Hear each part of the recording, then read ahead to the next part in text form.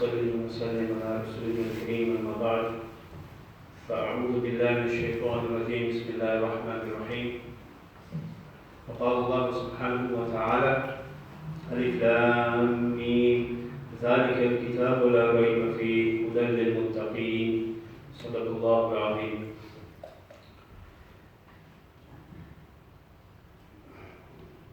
Never did I, my entire life, since the day of my studies, did I envisage that I would be delivering a talk on apostasy. But it is something that is here, it's something that is real, and it's something that is unfortunately in our very eyes. Many of us probably know individuals who have unfortunately left the faith. Many of us even probably know individuals who are going through a particular phase right now, a spiritual crisis, a crisis of faith. And if you are in that position where you have already left the faith, or you are in a critical state, because that is exactly how it is. You are in a critical state. You need more than an accident, an emergency, because that's to do with the physical. This is to do with the spiritual aspect, upon which rests your whole future, upon which rests your existence and the purpose of your existence. People who are in this particular state, then I would welcome them at any particular time. I am easily accessible. The scholars of this region in Rochdale are equally as accessible. If anybody has already left the faith, then you are welcome to have, and talk over anything, whether it's male or female. I will give you all the time in the world in order to address.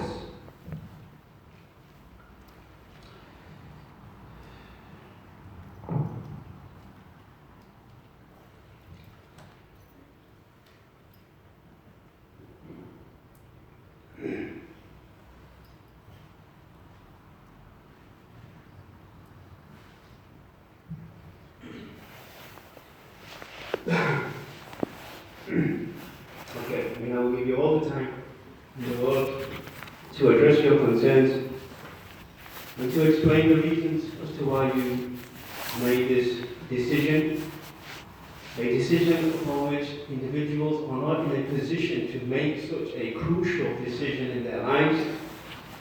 For everything else, we seek expertise, advice, and help. And for the most important part of our existence, we fail to even acknowledge the importance of this decision and go to individuals who will assist us and will give us the best possible advice. It just doesn't make sense. And many people who take the decisions themselves, they fail to take any expert advice, they fail to go to the right authority, to the right body of individuals, and they just, after a prolonged period of time, they just make this decision themselves. It's very unfortunate, but it is the case. I was quite enjoying the questions, and I was hoping Mufti Sahib would probably finish the remaining part of the questions, because it's amazing that people are actually engaging.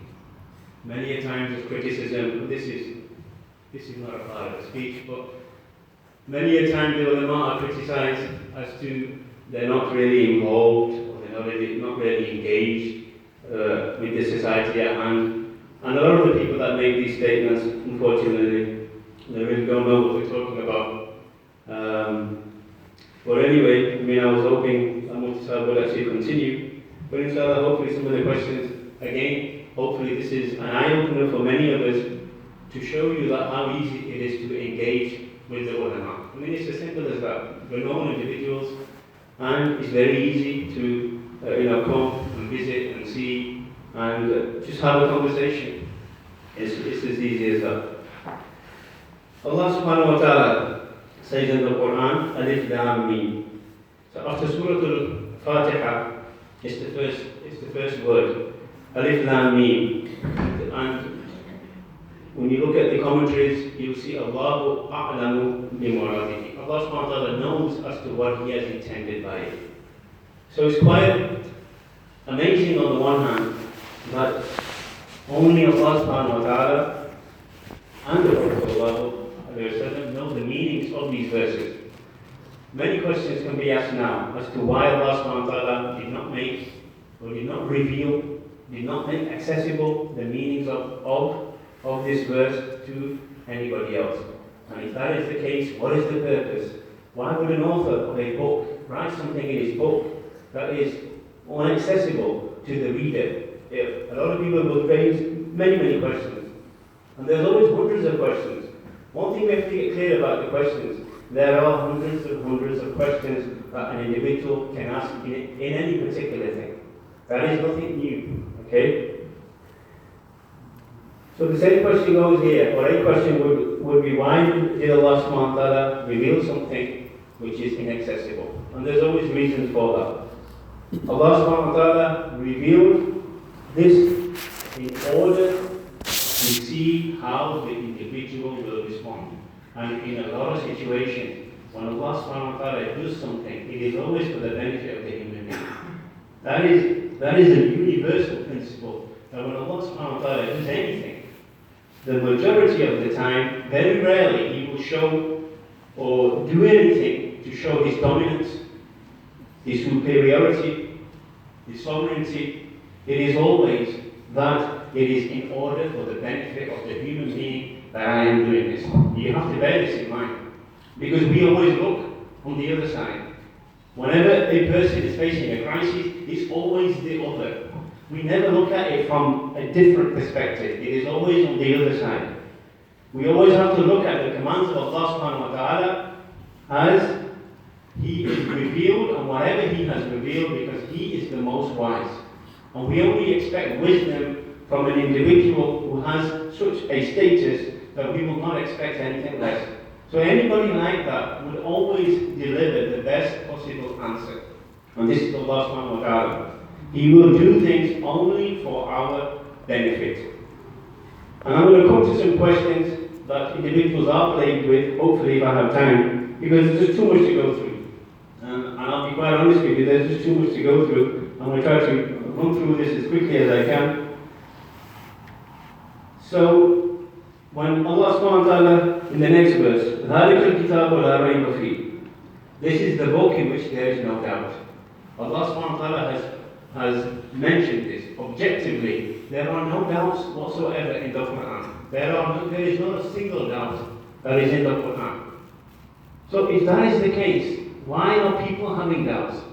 Or why do people doubt the very verses of the Quran in which Allah subhanahu wa ta'ala has made it amply clear that there are no such doubts? If we look at this verse, I just want to break it down quickly, just to show you a couple of things. When Allah subhanahu wa ta'ala says La Rayba, people who know the Arabic language will know that this is known as a lam bimafil jins. That this is the noun, it's an emphatic negation of either a genius or the species of a thing. What that means is it entirely negates the thing of doubt. It entirely negates. There is not an iota, there is not a single doubt. Because if a doubt was to exist, it would render this verse inappropriate. It would invalidate this verse. So Allah subhanahu wa ta'ala used this lam, because there's other ways of negating things. There's other ways of saying this is not the case. But why was this expression used? Is to show the reader or the listener, absolutely, there is no doubt whatsoever. So really, if we were to look at the verse, and we used to use a few English words in this, it would be that Allah subhanahu wa ta'ala, this is the book in which there is not a single doubt. This is the book in which there is no doubt whatsoever. But this now, okay, and where we are, this is considered to be an extreme statement.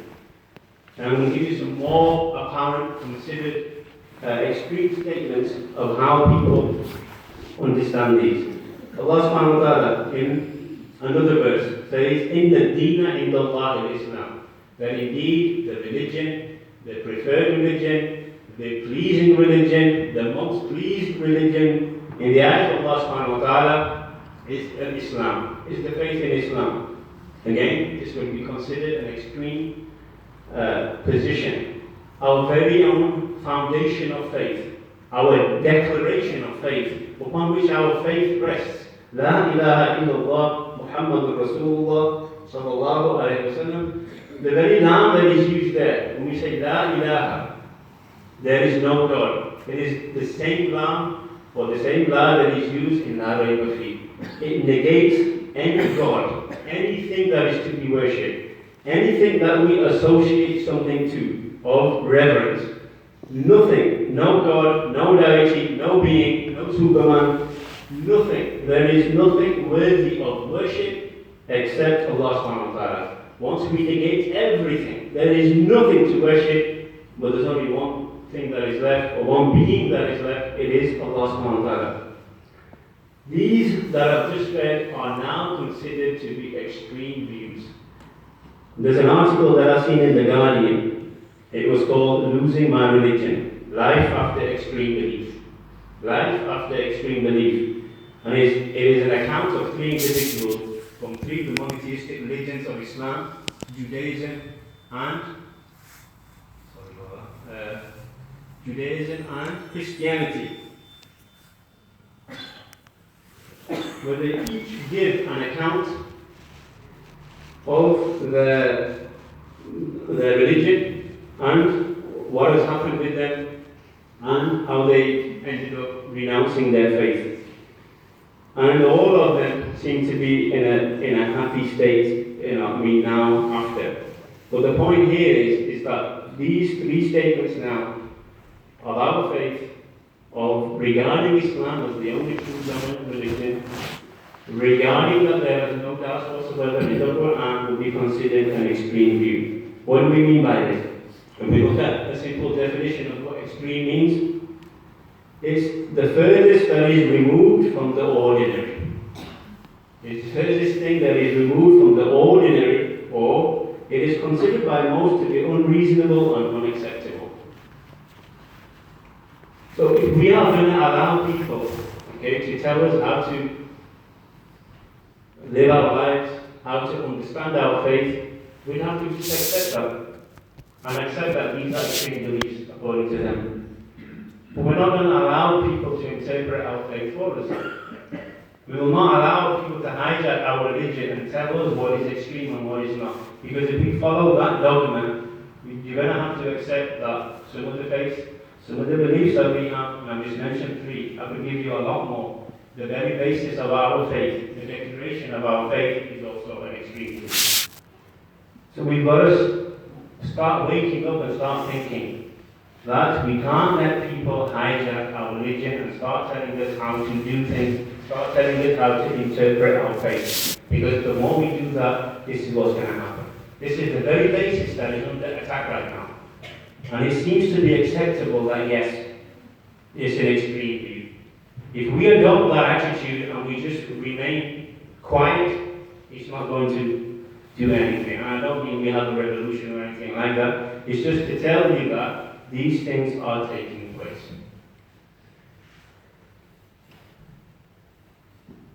There was a social experiment that was done, just to give you another idea of what a person conjures up in his mind when the word Muslim is mentioned. And it's a social experiment.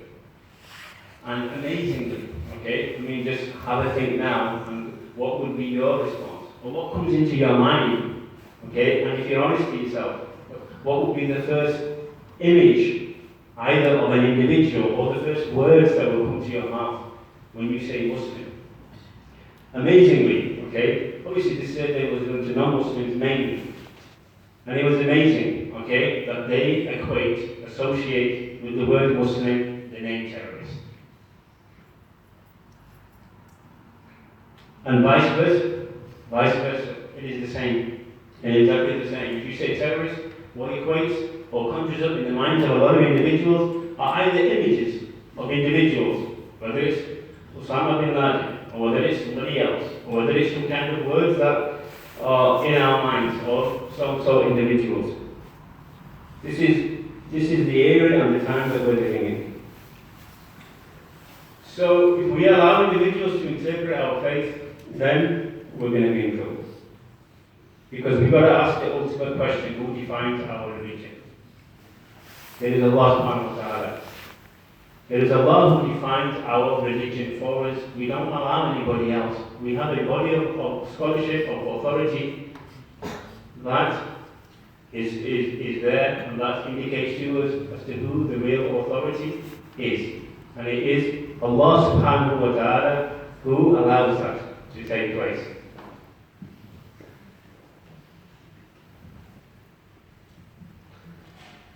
So,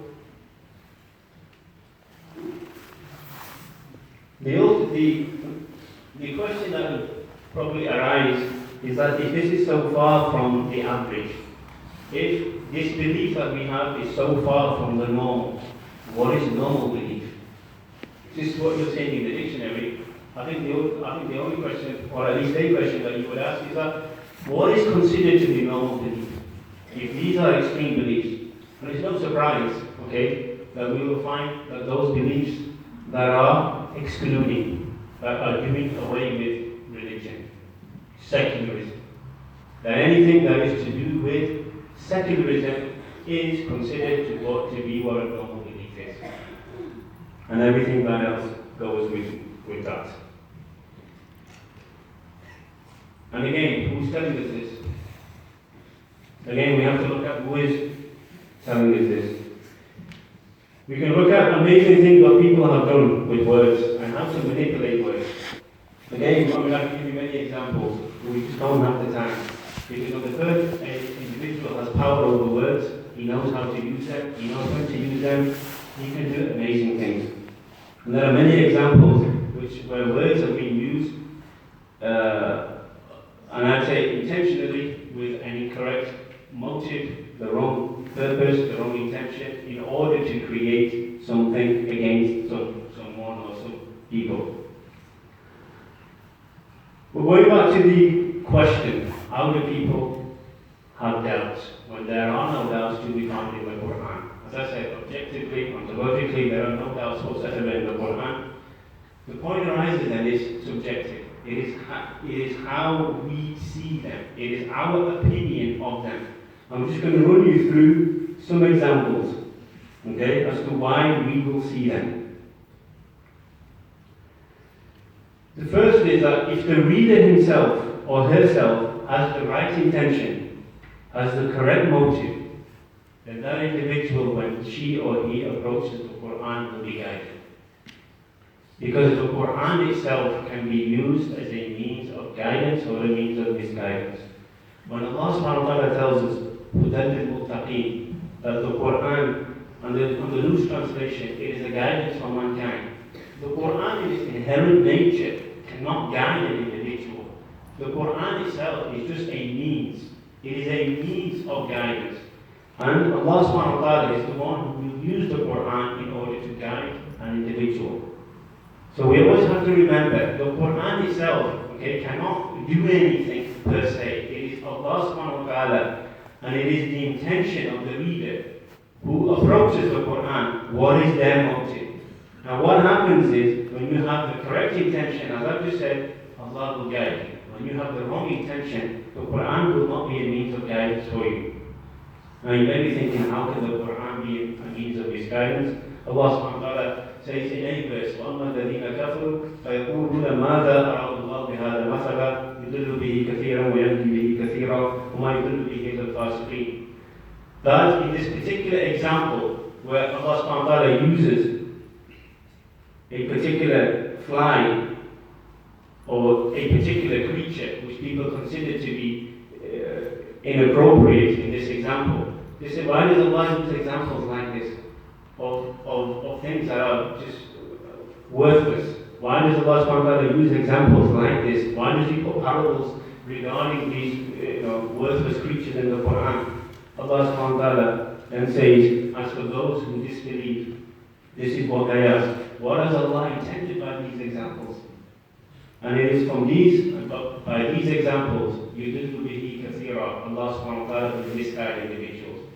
Because the intention or the question that is raised is not one for clarification. And let me make clear, there's nothing wrong when a person asks regarding the doubt that he or she has, intending to clarify a particular position or a particular issue because it has come a little bit blurred in their eyes. That's not a problem. That's not a problem. You can come, as I said, you can come all day to have those types of questions addressed. That's not the issue. It is your stance and it's the way you approach. If you come with a critical mind and you're not here to learn what you're here to criticize, that is different. That is far different. If you're already looking down, if you've already got a negative attitude towards the Quran, and you're then asking this type of question, then the Quran will not be or cannot be a means of guidance for you. Because as I've just said, Allah subhanahu wa ta'ala can use the very own book in order because of the individual. And the reasons that I'm going to give you is the individual. It is always the fault of the individual. Okay? I mean, it's an easy response. It is always the fault of the individual as to why or she leaves Islam.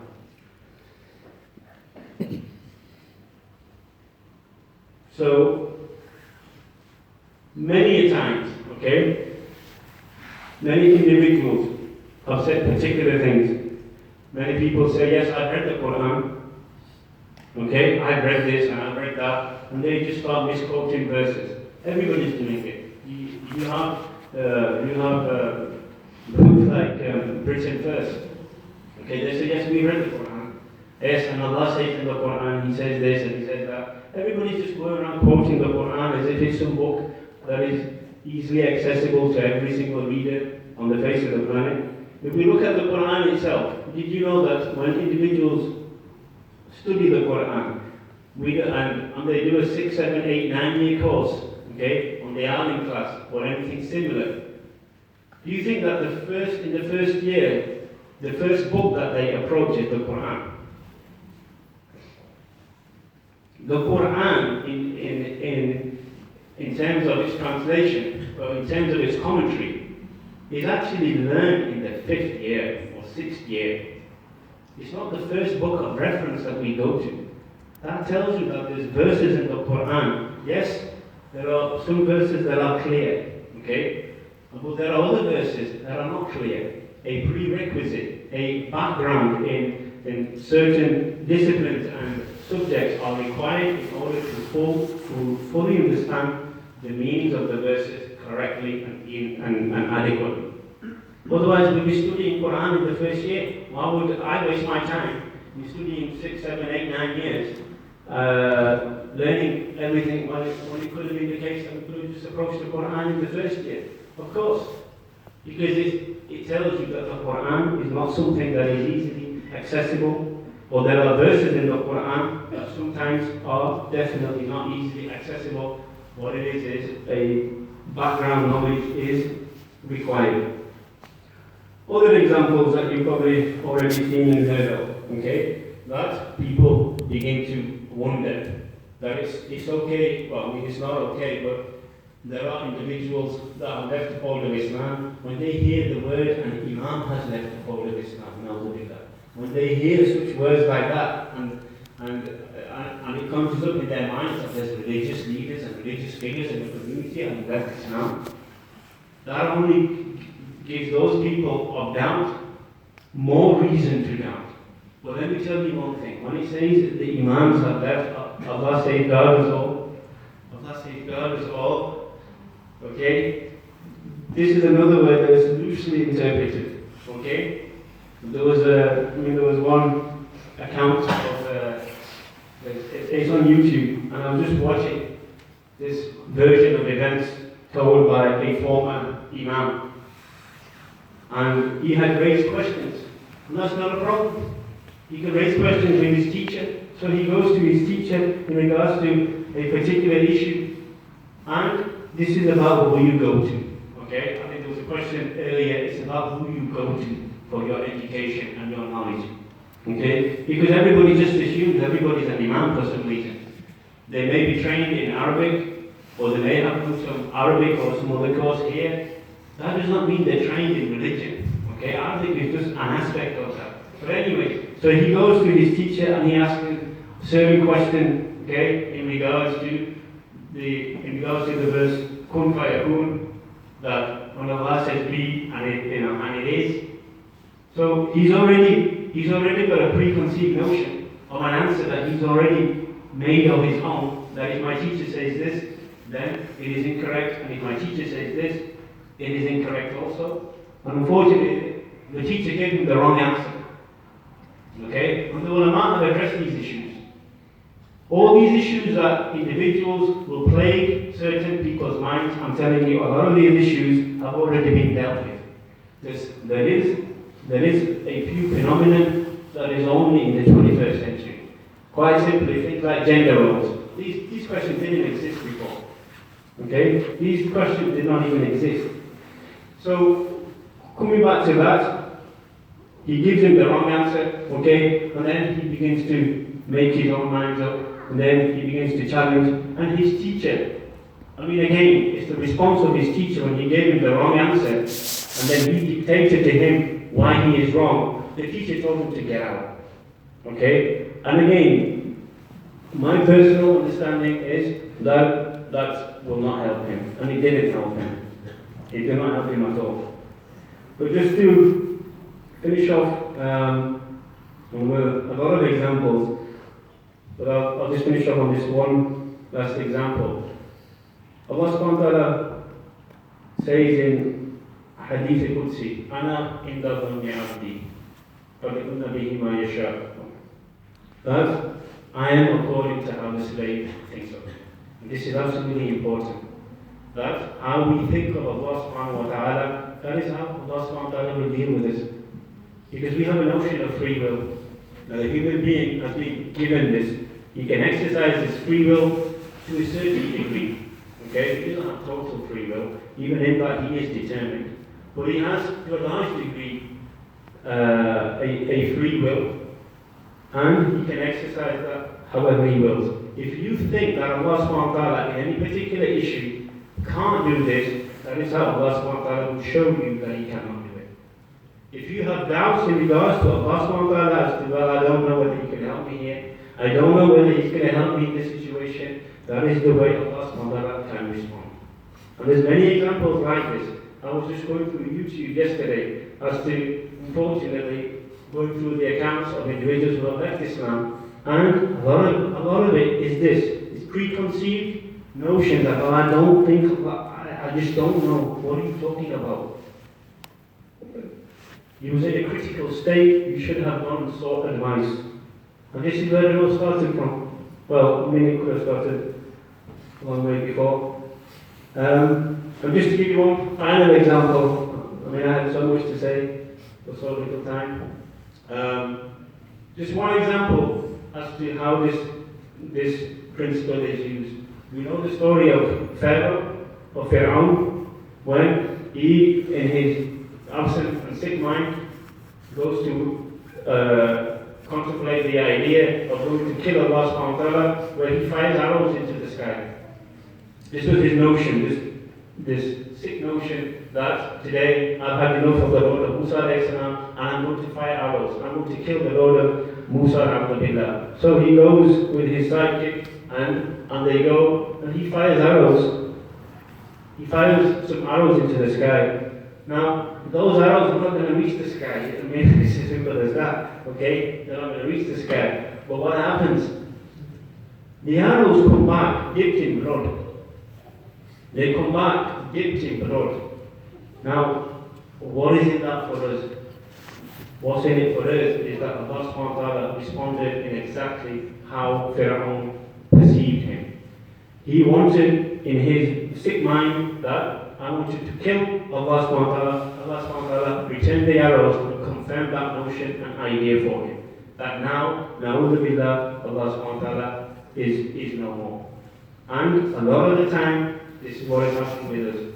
We have to think, and I'll conclude, we have to think that Allah subhanahu wa ta'ala is capable of everything. There is nothing that Allah subhanahu wa ta'ala cannot do.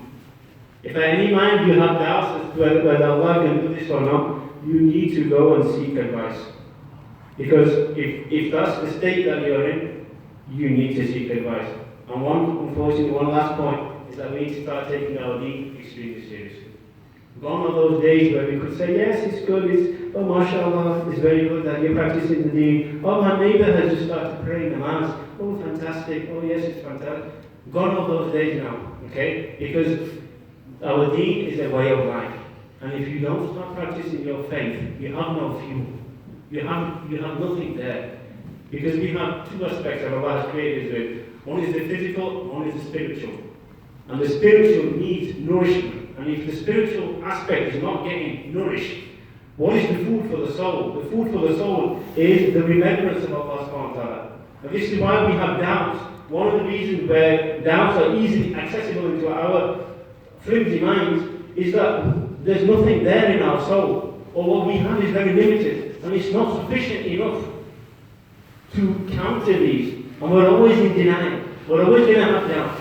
We need to start thinking that we need more fuel. And the fuel is the remembrance of Allah subhanahu wa ta'ala. We need this need more than ever. Because if we don't start getting serious on this need, this is what happens. Ask those people who have left the fold of Islam now, did they ever envisage that they're going to leave Islam? Just have a look at their life. May Allah subhanahu wa ta'ala give us the ability to act upon what has been said.